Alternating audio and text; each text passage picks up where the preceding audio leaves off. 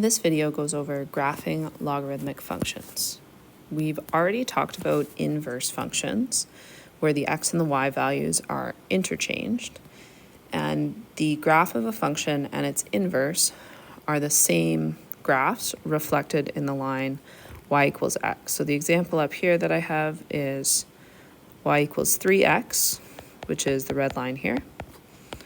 And then in black, I have the line y equals a third x, which is a reflection over the line y equals x. So we know that the logarithmic function is the inverse of the exponential function. So this is what we're starting with, y equals 10 to the x. To find the inverse, we are going to switch the x and y values and isolate for y again, which we get log x. This is key that 10 is the base of the exponential, and then we have the common log as the base of the inverse function. So when we go to graph, we are going to use two key points. We're going to use 0 and 1, and 1 and 10. On our log graph, our points are opposite because they are an inverse function. So I can just change them to be 1, 0, and 10, 1. So I'm going to take a minute to plot those points. There is also a vertical asymptote at x equals 0 on the log graph. So I'll put that one on first.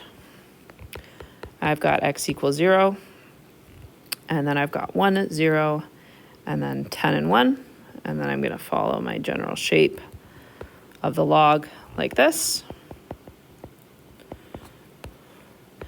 My exponential graph has a horizontal asymptote at y equals 0, which I'm going to put on with a dotted line, and I'm going to label, and then I'm going to use my key points of 0 and 1, and 1 and 10. And I'm going to connect those to get my characteristic exponential shape, y equals 10 to the x, with my horizontal asymptote. So next, we're going to take a look at shifting just the logarithmic function. So what we're going to do here is we're going to identify our values. Our A value is our vertical stretch or compression or a vertical reflection. That is our A value. Our K value is a horizontal stretch or compression or a horizontal reflection. Our next one is the D value. This is our horizontal shift. And the last one here we'll do in purple.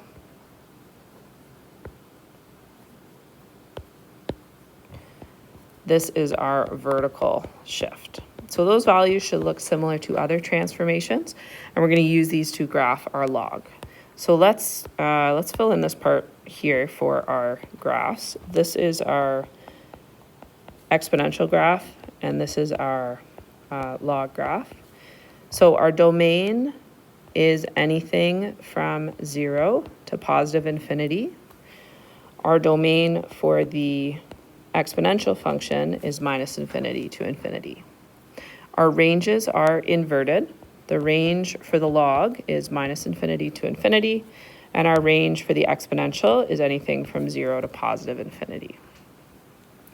There is no y-intercept for a log.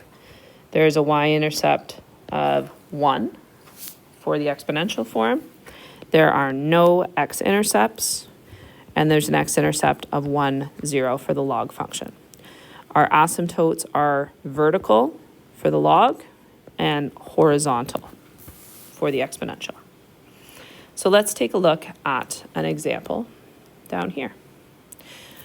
So our base graph is y equals log x. So that means that our base points are going to be 1 and 0, and 10 and 1, and we're going to transform those to our new points for our transformed functions. So in order to do that, I need to identify what is happening to my x and my y values. And to do that, I'm going to use the transformation statement from up here. So I know that when I have a number at the end, this one right here, that is my vertical shift. So from my y value, I am taking away 5. And my 2, this is my horizontal shift right here. So I know that I am adding 2 to my x value. So then I'm going to apply those to my new statements right here. So my new x value is now 3. My new y value is now -5. Similarly, my new value is 12. My new y value is -4. The other thing that I need to add on is my asymptote. It is only affected by the horizontal shift. So my asymptote has now moved to x equals 2. So I'm going to plot that on first. That is a vertical line, just like this. I've got x equals 2. I'm going to label it. I'm going to put on my first point as 3 minus 5. And then I've got 12 minus 4. It would be somewhere over here. And then I'm going to connect those dots like this. I would identify down below that my function is increasing because I would be climbing. My y-intercept, there is none because it doesn't cross the y-axis. My asymptote is to the right. My vertical asymptote is at x equals 2, which means that my domain is from 2 to infinity.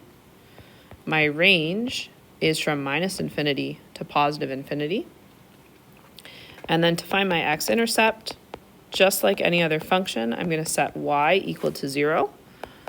And then I've got an exponential equation that I can solve to find the x-intercept.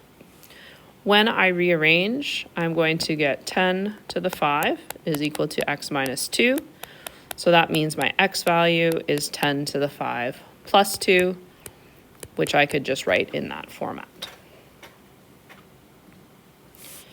Okay, let's try another one. We'll go over this way. Okay. So here I've got two numbers that I'm transforming. I'm going to start off exactly the same way with my two key points. I've got 1 and 0, and I've got 10 and 1.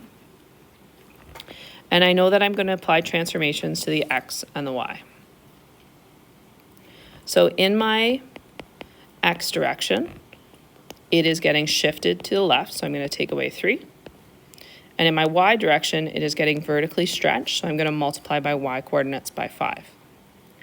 So my two new coordinates here are -2 and 0.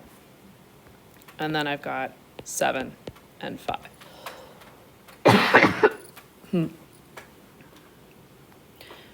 So the other thing that I have to transform is my asymptote. I know that it's only affected by my vertical shift. So now I've got x minus 3, since that's the only, or sorry, excuse me, my horizontal shift. So I'm going to start by plotting that on.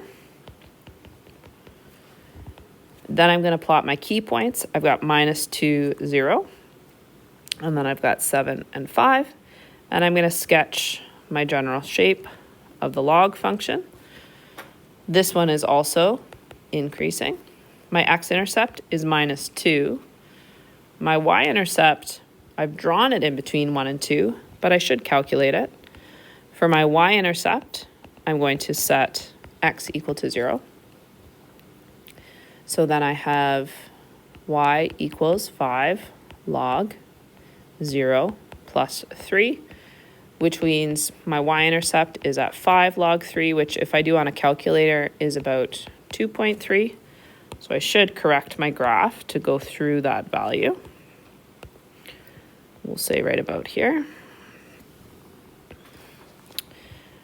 So 5 log 3 is my y-intercept. My vertical asymptote I already found was -3. My domain goes from that vertical asymptote to +infinity, and then my range is the same, -infinity to infinity. Okay, one more example of graphing. I'm going to write down my key points, 1 and 0, 10 and 1. Then I'm going to identify the transformations that I apply to my values. Remember that anything that's happening to the x is opposite. So if I'm multiplying by 2, that's really the same as dividing the x values by 2. I also have a horizontal reflection. And then I also have a vertical shift of 4. So I'm adding 4 to each of my y coordinates. So my new points are -0.5 and 4. Then I have -5 and 5. And I have no horizontal shift. So my vertical asymptote just stays the same, right at x equals 0. I know that I'm not going to have a y-intercept.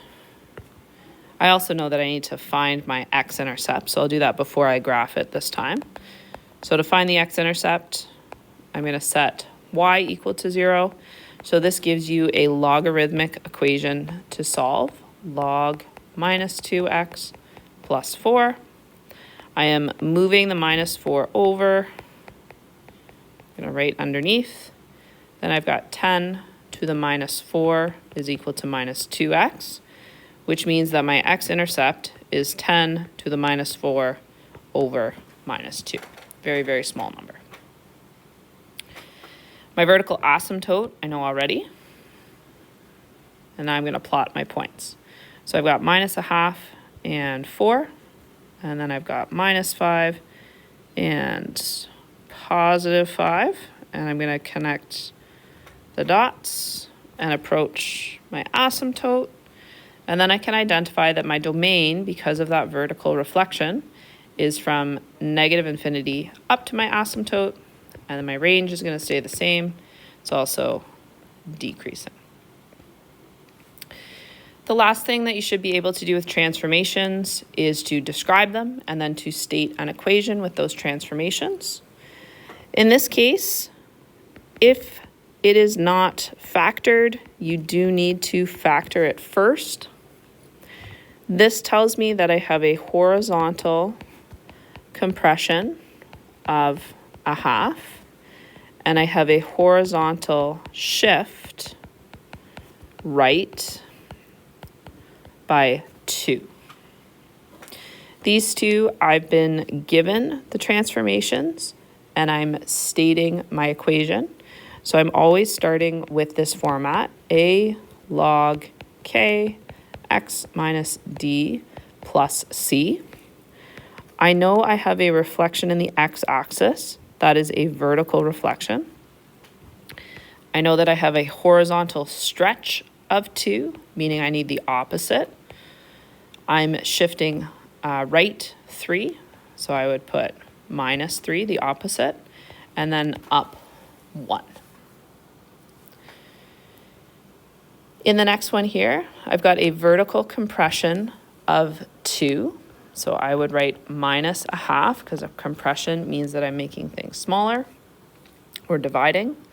A reflection in the x-axis is a vertical reflection.